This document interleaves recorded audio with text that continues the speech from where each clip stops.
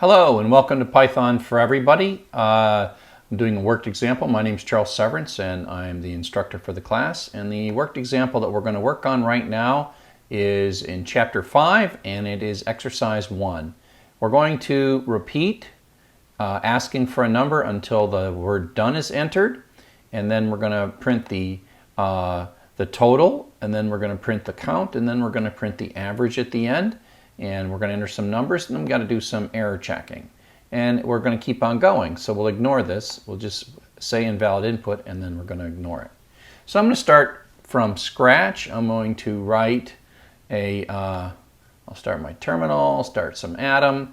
And so I've opened the py4e folder, and that's kind of cool because now I can do things like say new folder, and say I'd like an exercise 0501, and then go into exercise 0501 and say file, new file, and then say file, save as, and put it in exercise 0501, and then name the file ex0501.py. I'm going to start from scratch on this one instead of adapting another piece of code. I'll say print 5. And I'm going to do this because now I need to get to the point where I'm in the same folder in this terminal window. CD desktop, py4e, ex. I can string these together.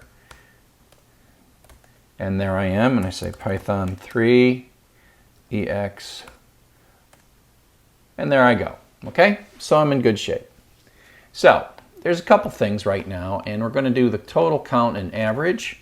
And so this is just a basic pattern where we're going to have, we're going to need a iteration variable for the count. I'll call that num. We start that at 0. And then tot, and I'll start that at 0.0. So that's the running count and the running total. Now we need to write a loop. And I'm going to write this as an infinite loop, while true, with colon, and then I'll indent. And I'll prompt for a string. And remember, input gives us a string, so I'm going to call this sval equals input enter a number, colon, space. I'm going to deal with the try and accept later, but you can just kind of know that the floating point value that we're going to do is sometimes this little bit of code will fail. I'm just going to take the string value here, sval. This input returns us a string, and now I'm going to convert that to a float. I'm going to say print fval, so I can print that out. And then I'm going to do the num equals num plus 1, and tot equals tot plus fval.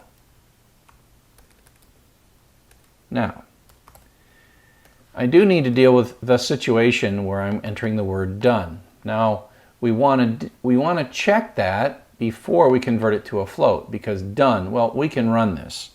It's an infinite loop, but it'll only run a little bit. It won't cause us too much problem.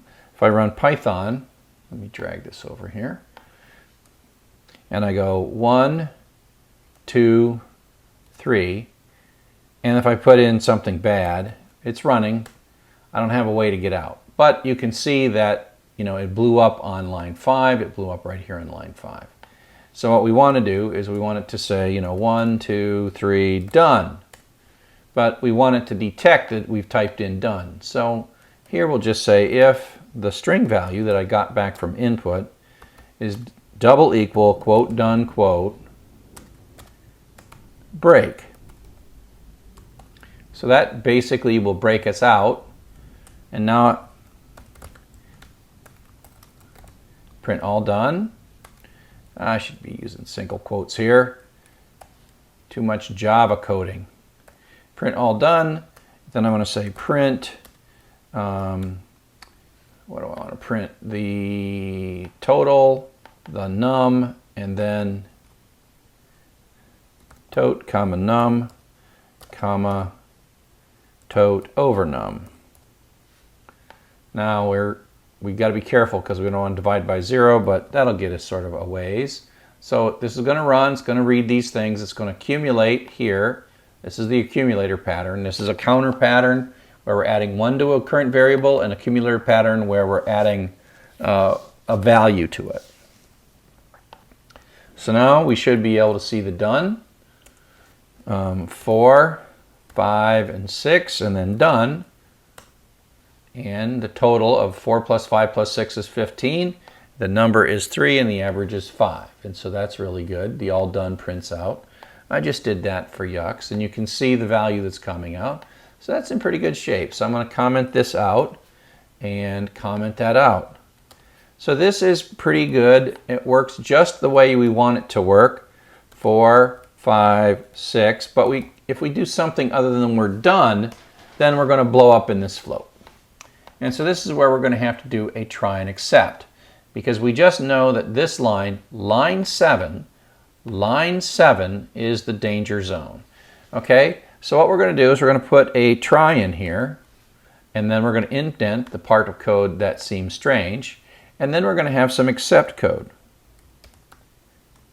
And the first thing we have to do in the except code is print out the word invalid input.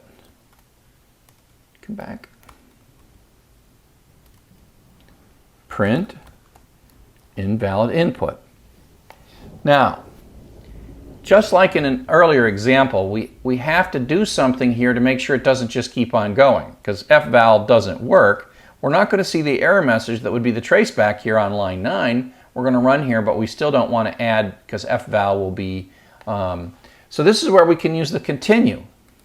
So in this code, we're using both the break to say if I'm all done break, and if I have a problem, I'll print a message out, and then I'll say continue. So the continue basically says go back up to the top. So that is how, when we see enter some bad data, we print an invalid input, and without adding anything new, you don't really see it here, without adding anything new, you go back up to the top and enter a second thing. So now, if everything is right, I should be able to type bad input.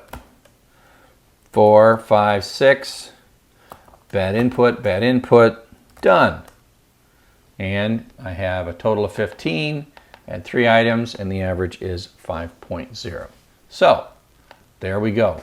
That's what we're going to get, and that roughly achieves this same thing. And it's a combination of a loop with a exit mechanism. We have some sanity checking of our input, some making sure that we have some valid input, and we catch it, and we use continue to loop back up to run the next iteration of the loop. And we have an accumulator pattern, and then we can use the accumulated data to print what we want to print. So, I hope that this has been useful to you. Exercise 5.1 for Python for Everybody.